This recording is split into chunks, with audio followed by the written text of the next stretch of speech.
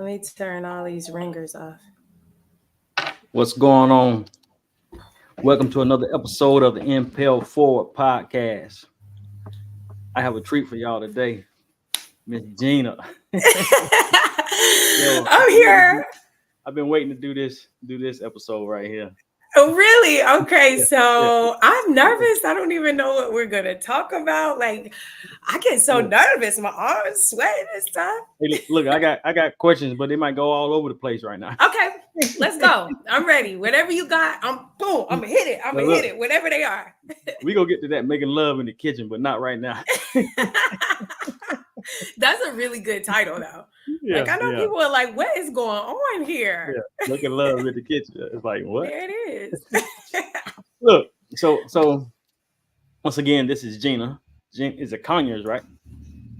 Yeah, Gina Conyers. Yeah, that's right. Right. Now, what we officially met. This has been over. Don't tell her age. I mean, I don't have a problem telling my age, but I'm just saying. Yeah, you look good for your age, girl. However, thank you. We do kind of look good, though. Like, I mean, to be older people, honey, we looking kind of good. Yeah, thank you. So, look, tell us a little bit about yourself. Where you from? Okay, so originally I'm from Fayetteville, North Carolina, honey, the 2-6. Okay, so I'm a little ghetto. I don't say that I'm a full hood rat. I'm a hood mouse. I'm slightly ghetto. And I was born and raised there, but also in Virginia with my family here. So they're from Caroline County. So that's how I got tied into just being in Richmond. I was like, you know, once I was married for like 10 years. And once I got divorced, I was like, I'm going to Virginia. I'm going to be with my people. And so I've been up here pretty much ever since. So now I consider Richmond, Virginia home. Oh, so when did you go to Virginia? So I've been here for so long. I can't even remember when I got here. Like I've been in Virginia probably since like 2012, 2010, 2012, somewhere around there. So, but like I said, I used to live here. I used to go to school in Caroline County. So, and all my family is up that way and up Maryland area. So. Okay. Did you do, I seen somewhere, you went to Fayetteville State too? Yeah, I went to Fayetteville State. So I went to North Carolina Central University, and then I went to Fayetteville State University. So I have a couple of degrees. A lot of people don't really know that. So my bachelor's is in English education. So I used to be a teacher at one point in my life because I really do love kids. And then I went back to school and I got my MSW. And so then I became a licensed therapist and I worked in the medical field for like 10, 15 years before I started making soap. So what is MSW for the people who don't know? So MSW is a master's of social work. So I'm an MSW and an LCSW. That's a licensed clinical social worker. So basically it's like what a psychologist does. PTSD was my specialty, except we don't do the testing that psychologists do. So we do all the therapy, the treatment plans. Like I said, worked in a hospital, created a lot of programs and did all of that stuff. And then I end up making soap. Look, doing my research, I couldn't find none of that. That stuff is so old now. Actually, people, that used to be the first thing to come up because we did a PBS documentary. Like, I mean, it was like, that was my life for so long. But now it's so much all Ginas Love stuff that comes up. It's like that life didn't even exist, Leon. It's crazy. Wow. So how did you, you was in the classroom at one point? So I was in a classroom at one point and I really loved it. But honestly, and this is what led me to get my MSW. How can a kid learn if a kid is hungry? Okay, the kids would come in there. They didn't have no clothes. They didn't have no food to eat. I remember this one boy. He was like, my mom been gone for 3 days. Like his mom was an addict. And then my thing is like, you want me to focus on a test with these kids? That's your priority. I'm like, these kids need food. They need love. So I would go to the social worker all the time. Like it was one girl, she was being molested by her dad. I go to the social worker. The social worker act like she didn't want to do nothing. So she was like, oh, well, I'll write it up. I'll report it. And nothing ever got done. So that used to just piss me off so bad. I said, you know what? I'm going back to school. I'm going to get your job. And then that's going to be that. And I'm going to help these kids in another way because teaching them English, how's that going to help them in life? If you're really struggling as a kid, if you're hungry as a kid. So I went back to school, got my MSW. but I never made it back to the classroom. I ended up working in trauma. So I worked in a NICU, I worked in ERs, I worked in poly trauma. And I feel bad that I never went back to the classroom. But then what I saw was a different level of trauma. People that had tried to kill themselves and they were unsuccessful, people that had been shot in the head, people that had been hung. I mean, all types of things. And so then I was like, well, this is where God wants me to be. So I'm going to be here. So I stayed working in trauma in the ER for and in poly trauma for probably over like 10, 15 years. Okay, so you did a lot and seen a lot. Yeah, I've been around the block. Yeah. I spun the block a couple of times. You said, now was that part of working for the government too? Or that's something totally separate. So it was working for the government. So I worked for the Department of Veterans Affairs. Like when I worked in the NICU, that was a state hospital. But then after I got out of that, I immediately worked for the Department of Veterans Affairs, and it just I went up from there. So I started, like I said, just working in the ER, emergent mental health, like, you know, just being like the go-to person, like, okay, this is what's happening. This is how we're going to get through this crisis right now. And then by the time I was done, like the last couple of years of my time in the hospital, I ended up being elevated to what we call a program director. So I was over the polytrauma unit. So we had like doctors under us, psychologists, nurses, everybody that you could think of that would work in a hospital. They were the people that were running it. And then I was over there planning, these are the programs that we're making. This is how we're treating people. This is what we're doing. And so my trajectory was to go up into, like, they wanted me to go to school. They were going to send me back to school to get 2 more degrees, one in business and one in hospital administration. And they were like, we're going to pay for the schooling. We're going to give you your salary. Go to Texas, go to Baylor, just do this. And you come back and you can pick any job you want here in the hospital. But let me tell you what happened. I ended up getting sick. So I thought that because I was just running back and forth and just so busy because I'm such a busybody, I thought, oh, I just got anemia. Well, I ended up going to the ER and it progressively got worse. And they were like, your heart is failing. And I was around what year is this? This was in 2017. This was in 2017. So I was like, he lying. Like that was the first thing I thought. But I will say this. I have been on blood pressure medication since I was in my early 20s. So I always been on that. So I knew eventually it would give me problems with my kidney. So that's why I just thought, oh, well, maybe it's a little anemia. Maybe I'm just run down and I'm doing too much. But I went to the first ER doctor. I went to the ER because I was just so spent and I had never felt that way in my life. And he was like, you got heart failure. And I was like, that guy doesn't know what he's talking about. I know more about the medical field than he does. It's definitely my kidneys. So I went to one of the best kidney specialists here in Richmond, Virginia. And by then, I think my friend, she had to push me in a wheelchair. That's how sick I was. And he was like, girl, it's definitely your heart. Your heart is definitely failing. And so for me, I was just like, this is nuts. This is not what I planned for my life. So I ended up seeing a lot of different specialists at that time. And I was still working at the VA. And they were like, listen, you're sick.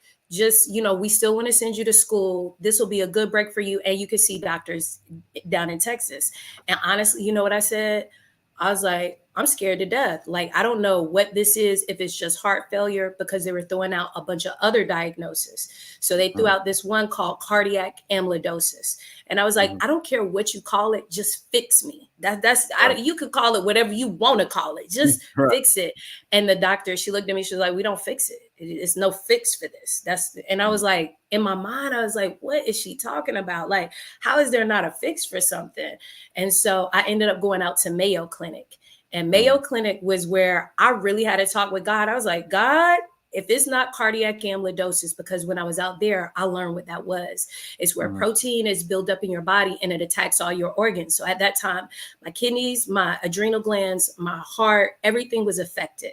And so I was really, really in a bad place. So I went out to Mayo Clinic. I was like, God, if it's not amyloidosis, I could take anything else. I could take heart failure. I could take kidney failure. I could take whatever else it is, but don't let it be that, because even without treatment, they were like, you probably got a year, maybe max, without treatment. And with treatment was so hard, but it's not even a cure. It's just to relieve some of the symptoms.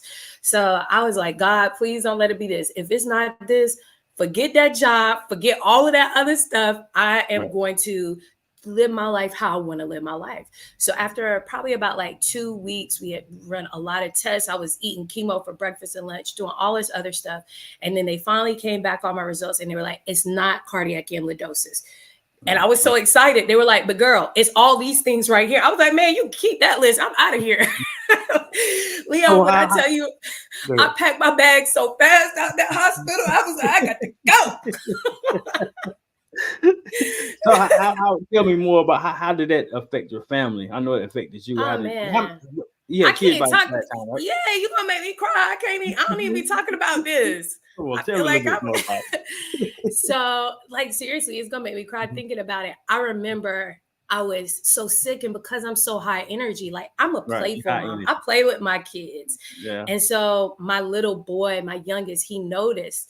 And he used to get so scared, and he had bunk beds at the time. And I never forget, he said, Mama, just sleep in the bunk bed. Just sleep with me. And he would have to sleep with me he'd be on the top bunk. I'd be folded up in the bottom bunk because he was so scared that he wasn't going to have his mom. And I remember when I went to Mayo Clinic, I told him, I was like, I'm going to the hospital. I'll be back in a couple of weeks, maybe. It was supposed to be a couple of days, but it took longer. And he put his forehead on mine and he was like, I'm yours and your mom forever. Like, no matter what happens, Mom.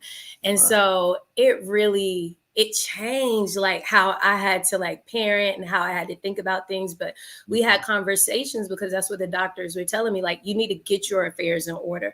So I had to talk to my kids about what death is, what this looks like if I'm not here, like what happens next, like how will I still be with them even if you can't physically see me.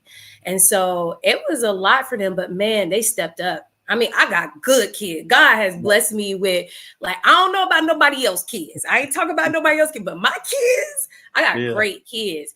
They didn't argue no more. Like how people say siblings bicker, there was no more bickering, no more fighting. They just stepped up and like matured and they just love me. Even to this day, still, they just, anything I need, Mama got it. Mama ain't got to worry. Mama ain't got the fuss. Mama ain't got the nothing. Mama got it. That's how they treat me. They treat me like gold. They came together for a greater cause. Yeah, they did. Yeah, they did. And they had great mama. So they did. Let's talk about what your transition from that though. Once you found all that out and got through with it, what happened next? Yeah. Okay. So like I said, I was in there. I was like, Lord, please don't let it be this. If it's not this, I got some changes I need to make. And so I told you, they told me it wasn't. I packed my bags. I was supposed to still stay there. I packed my bags. I left. I was in my job probably like 2 more weeks. I finished. They didn't even know I was finishing up reports. I was doing everything to prepare the next person that would come in because it takes a long time for somebody to have the job that I had. It was only 4 of us in the United States. So I knew it would take a long time for them to hire somebody. So I said, well, let me just prepare everything so that, they could still keep running all of this stuff and it won't like go off without a hitch. I put my notice in so fast. I said, good luck, guys. Good luck, everybody else. I'm out of here. And they looked at me like I was crazy because I was making, between that and I was kind of doing some other things on the side, I was making well over $100,000 a year. I didn't have any problems financially. Man, I let that job go so quick. I cashed out because I had put a lot of money in retirement. I put a lot of money in it. You guys call it a 401k, but it's a TSP. I was like, run me my check. I need all my money. I want to get out of here. And I was already making soap just for fun. Like it was a stress reliever from working in a hospital. I come home, make soap, give it to people for the holidays. It wasn't a thing. So I said, well, one of the things that I need to understand about this disease, me having heart failure, is I'm probably not going to have as much time as I thought I was going to have on this earth. So I thought about all the things that I ever wanted to do. And I was like, I want to see if I can run my own business. I'm making this hospital run. They're making plenty of money off of what I do. Let me put that into myself. And so I cashed out. And since then, I was like, I'm starting Ginas Love. I'm going full time. And I was whipping it up in the kitchen. And then I create. Did you ever think again about cashing out all your what you call it, TSM? Yeah, my TSP, I never even thought about it. I said, run me my money. Where did that thought come from though? That thought came from, I'm gonna need some money to live. I'm gonna need some money to live. I'm gonna need some money to pay my bills. I need money to continue with this business. So I was like, I need money until I can start making money from the business. But But you had a I'm great job real, though. man, forget that job. I didn't care nothing about that job. That's Yeah, what yeah. everybody said. Everybody was so shocked. They Mhm. were like, "You're," because I'm young. I was a Black female. I'm teaching doctors how to doctor. So Right, they're like, "We cannot believe that you're about. You've worked so hard for this. You about to leave? mhm, Goodbye, bye bye." right. I left, but I was smart, really, really young Mhm, because my system, the VA system, they match 50% of what I put in. So I mhm, was living very scantily, even though I was making $100,000 a year.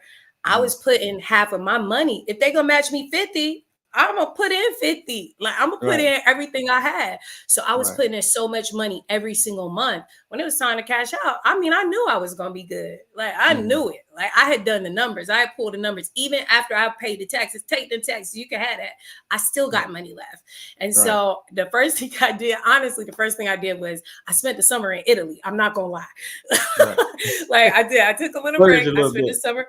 Yeah. I needed a little break. So I spent the Right. summer in Italy. And but I was still like working on the business and everything I needed to do from that and what I thought that I needed Mhm. to do. But I cashed my money out and I never looked back. I never even nothing. They hit me up, they text me, hey, where's the such and such? I blocked them. Like, Mm. do not call me. I don't want Right. nothing to do with this job. But they thought I was gonna fail. They thought for sure. They were like, she's gonna be back. Like, she's gonna be Mhm. back. She ain't just up and leaving this. Like, they call the VA it's the golden handcuffs because They it locks needed you you. in because the pay is so good and the Right. benefits. Yeah. Yeah. And Child, you said it please. was I only never what, looked four back. I y'all in took the my money. United States It was for my position, for your including position, me. It right? was only four of us. Yeah, it was only Yeah. four of They us. needed you. So they were They like, hated to yeah, see you go. they hated to see me go. But guess Right. what? I was out of there. Right. Right. So where this making love in the kitchen? Let's talk Yeah. about that. Now Yes. you didn't just start that as soon as you left work. You had to be doing fiddling in a Okay. little bit somewhere along Okay. the yeah. So How real can I be here? let's go. Get Okay, real. so let me tell you. Okay, so I told you I'm a little bit of a hood mouse. I'm not a hood rat, but I'm a hood mouse. Good mouth. Right. So I grew up seeing drug dealers. So Right. I grew up seeing people cooking up dope. You got to know how to drop it. You got to have your pyrex. You got to know exactly when to take it off the eye, exactly what to cut it with. So Mhm. I just went from the dope game to the soap game. I Right. just took everything that I knew from a whole other world and said, wow, it's the same. I got to get these temperatures right. I got to make sure I cut it with the right thing. I got to make Mhm. sure everything, and when it dropped, I got to make sure that it's perfect. And so Right. I just took what I already knew and just Mhm. put it into a whole nother area. And Right. the soap was amazing. Like I said, I was making it in my kitchen. Of course, just like, in the dope game, you mess a whole lot of product up at first until Right. you get that recipe. And then when I got the recipe, I was like, it's over. I'm But the dope soap maker. did it start where did the idea come from though? Was it before you left or after you left? It was before I left. Like I was Mhm. doing this just for fun, just for fun in the kitchen Mhm. while I was still working my other job. So I had Mhm. technically started making soap in 2015 and I Okay. would give it away at Christmas time. But like I said, in 2016, I'd be in the kitchen whipping it up, honey, got my trap music on. Like, I mean, you can take the girl Yeah. out the hood, but you can't take Yeah. the hood out the girl. Exactly. So, Yeah. there was a part of me that was still like, well, honestly too, I was like, how can I get some of the people that I know out of the hood? Like, what can we do? We need, like we need to have another type of business where, and so Right. like I said, I just took those skills and transfer them over here. And I was like, this is it. And then once I Right. had that recipe, like I said, I became the dope soap maker. But a Right. lot of people that I sell to, clearly, I sell to a lot of suburban, high end people. They don't think of dope as dope. They just think, Mhm. oh, she's dope, as in she's great at what she does. And I Right. was like, I'll go with it. Mhm. So I started making it up. But then when I left that job, I was like, ooh, I got to make more soap. Like, I got to sell this soap. I got to make this soap. I already got the recipe right. I've been practicing for a couple of years now. And so I started with a really crappy website. I took the pictures with my phone, like, but I got so much hustle in me. And it's also from, being in the streets and seeing Right. a whole lot of street stuff that I knew. I was like, I ain't got no problem with it. I'm gonna make this happen. So I was Mm-hmm. just constantly whipping up in the kitchen, and now I'm selling soap like crazy. Soap is Mm-hmm. going out. Soap is going out. I'm feeling real good about it. But then it became too much for me to cook up in the kitchen anymore because I had too many customers and too much going on. So I Mm-hmm. had to expand outwards. So how was that transition expanding out? I just recently seen that Yeah. you posted on, was it Facebook? A big factory now. Yeah. How? So actually, believe it or not, I just posted that, but we've been doing that for the past 4 years. Okay, So that's that's not, even better then. yeah. So I'm not like somebody to post exactly what I'm doing in the moment Right. because, I just want to make sure that I got it all right and got I it all got you. together. Mm-hmm. So we've been doing that for 4 or 5 years. So I have actually 3 manufacturers, one out Okay. in Montana, one in Iowa, and one in Minnesota, because I was like, well, let me make this recipe right. I was like, and then they got all the equipment out there to get the ingredients really cheap and make it super cheap for me. Mm-hmm. So let's just say, and I'm a numbers girl. I may act like a dingbat, but I'm a numbers girl. So I said, okay, well, it's making me it takes me $5 a bar to make it in my kitchen. I Mm-hmm. talked to them out there. They said, we can make it for $2 a bar. I Mm-hmm. was like, oh yeah, it's on. Here you go. Right. I sent them a check. I sent them that money. I said, here's my recipe. Add this, and this to this recipe. They said, don't worry, Gina, we got you. And so they Mm-hmm. just take my recipe and they make it, and they have all the equipment out there, and they make mass quantities.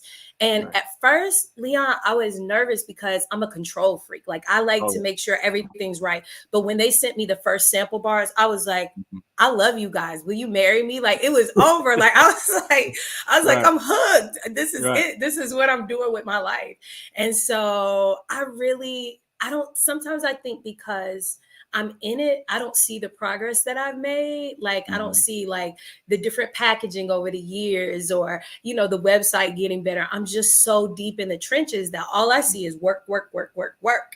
Right. And so sometimes it's hard for me to see how far I come with people like, oh, wow, you're doing a good job. And I'm like, girl, do you know how much more work I got to do? Like, I Yeah. got so much more to do, and so much further along that I want to be that, Mm-hmm. yeah.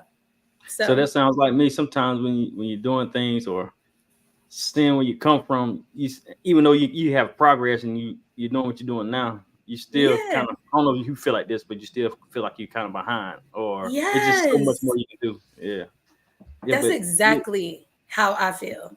right. What you're doing good with what you're doing. You're doing Ah, a great thank you. job. I feel the Yeah. same way about you. I look at, and I don't know your full story. Okay, just give me a glimmer. I know some of the story, but I don't Uh-huh. know the full story. So just give Uh, me a little bit. Did 7.5 yeah. years in prison. Okay. Went away when I was 15. Well, turned That's what I 16. thought. Yeah, that's Yeah. what I was like. He went away when he was really young. Yeah, real young. So I came home in 1999. So been home a little, about 20 years, I think, something like that. Yeah. But I've been home a little over 20. Yeah, Yeah. yeah. Had 30 years, and Listen, I was sentenced to 30 years. that's crazy, 30 years. Okay, so being so young and Hmm. getting that sort of time, how did you even cope? Like, what were you thinking? How did you cope with it? How did you deal with it? Well, it was something I knew I had to go through once it happened, and Yeah. I knew. I just, once I got in my situation and got locked up, I already knew what I had to do to come home and get out. So once you're in there, you got to adapt, and you ain't Okay. going nowhere. So Yeah. basically what it was. And I don't know if you've seen a clip I posted, like, with this entrepreneurship thing. I guess may have started in Hmm. there because I'm in there selling clothes at the clothes house. I'm loan sharking. I'm selling cigarettes. I'm doing all that. So I'm like, you had to do what you got to do. Exactly. But I think that's what, how people say it's not on you, it's in you. Clearly, it Right. was always in you to be an entrepreneur. So, of Exactly. course, you're Yeah. selling clothes out the clothes house. Yeah. Yeah. Which was illegal, but hey, we was doing That's okay. That's not that bad illegal. You know what I'm saying? it. Like, that's Yeah. not that Yeah. bad. But I know you said you was on your way. You going to do an event now today? Yes, I have an event today to do. Like, Mhm. one of the things, like, I am somebody that I could stay in the background and be just fine. But Right. now Gina's Love is where it's at. So, I go out a lot, do a lot of different things, do a lot of different events, and I don't mind it. But I'm actually a house person. I could stay in the house all day watching reruns of The Sopranos and Uh-huh. drinking my water and be totally fine. Yeah. So I have somewhere to be. So I need to get out because, honey, I'm always late. Look, are you still vegan? I am still mostly vegan. There Okay. are times Yeah. when I will eat something. It just depends on the environment that I'm in Right. when I eat something. But for the most part, I am plant based. That's what I eat. Drink a Right. lot of teas. You can ask my kids. I force Yeah, I them. seen mushrooms. And we got to talk about. Oh yeah. I got to have you back on Oh here. I seen yeah. you doing mushrooms. Is mushrooms something for your heart and all that? Listen, mushrooms are for okay. So that's the next thing we got to talk about. We got to talk about how I transitioned from being on all those medications Yeah. from my Yeah. heart to being very, very natural and the mushrooms help, not the Okay. psychedelics, because I know what y'all thinking. Like Oh Gina, yeah. stay Yeah. high. Like, Uh, but Gina, don't stay high. We're talking yeah. about Chinese traditional medicine and the Mhm. really good mushrooms that heal your body. We got to talk about Right. that. Right. Well, real quick, because I know you got to go somewhere. Where can people find you? Hey guys, you can find me at ginaslove.com. That's where you can buy all of our products. But you can also find me acting a fool on Instagram Oh at yeah. Gina's Love Natural Body. Same for Facebook, Gina's Love Natural Body. Yeah, and there's some other things I want to ask you too, but it's just something. We're talking about it later. We gotta have you back on here. Okay, absolutely. All right. Absolutely. Well, there you have it for another episode of the Impel for podcast. Y'all hit Gina up, check her website out, Gina's Loves Vegan Soap, and that's it. Good to have All you. right. Thanks for having me. All right, peace. See you. All right. Okay. Do I have to do anything to